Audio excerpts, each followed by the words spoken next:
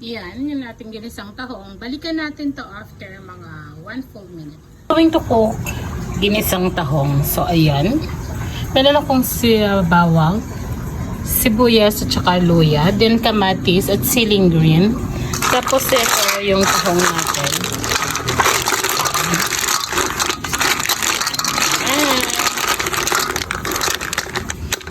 Iniinit ko na itong kawali natin.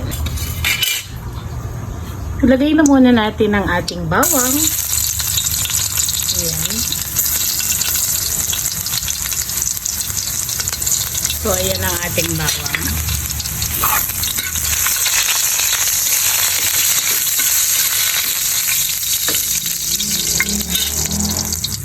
Followed by ating luya.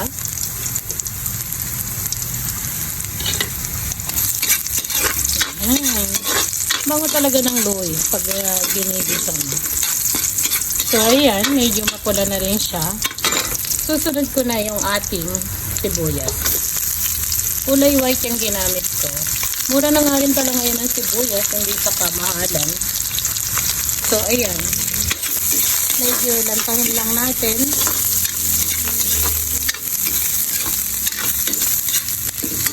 Ang bango.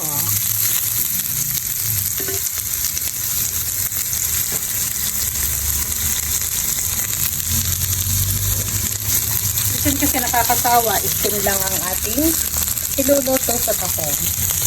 So, put some patis. Ayan, bango.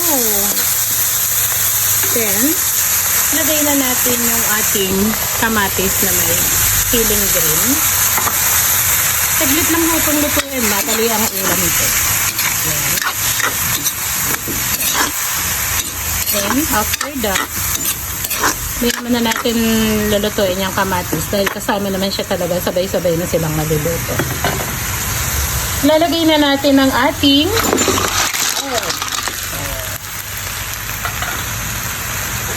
2 kilos tong tahong na to. Saglit lang to. Masinawan lang to, luto to. Parang hindi puro itim yung ginagawa niya. Pero nagtira ako ng malalaki. Gagawin kong butter. So, ayan. Kuha lang ako ng konting. Ayan. Hangin na natin ba? Tapos, sa other side, bala kong i-steam yung mga konti. Konti lang yung i-steam ko. So, tikman natin. Hindi ko na yung lalagyan ng asin. Kasi para sa akin, sapat na to. So, ayan. Hihintayin na lang natin kumuluto at maluto. Pansit pa pala dito. So, dito sa isang pan, balak kong ayan. Wait natin maluto. Ayan, yung natin ginisang tahong. Balikan natin to after mga 1 full minute. So, after 1 minute, diba? Kaalsa na yung ating tahong. Ganito kadaling maluto lang to. 1 to 2 minutes lang. Yan na to. Namimiss ko to nung araw. Ganito lagi yung iluluto nung tatay ko. Ang lola ko din. Lola pasensya ko. May hilig magluto nito. Saka masarap siya magluto, maanghang. Ayan. Sarap sila magluto. Kaya pag nagluluto ko nito, naalala ko yung lola ko. Saka yung tatay ko, mahilig sila magluto nito. Sarap talaga. Nung araw, malalaki to. Walang nabibiling maliit nito. Mga ganito kalalaki nung araw to. Yung laki na yun.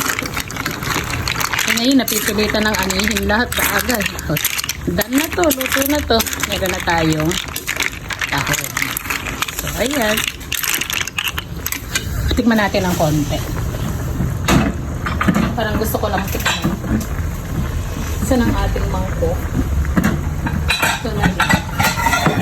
Hindi ko makita yung mangkok. Tikman natin. And this is our ginisang tahong with kamatis. May kamatis, tomatoes. Ayan. Okay, sabaw nito, napakasarap. Kaya gusto ko din ito kung luluto akong pansit. Ayan.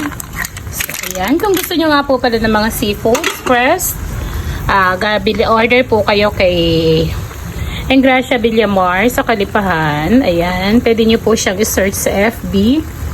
Door-to-door delivery po within dito lang sa Talavera. Kalipahan, Talavera. O, ayan. Di-deliver po nila. Siyempre po may charge. Ayan. Order na po kayo sa kanya. Thank you po sa lahat. Titikman na natin. Ayan. Gusto ko ito hinihigop eh. Sarap.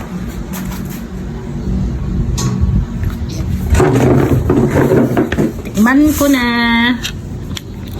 Ganda ng tahong oh. Nagtira nga pala ako nito, i-bake tahong ko mamaya. Gusto ng sanidad yung bake tahong yan. Napakasarap. So, paano po? Thank you po sa lahat.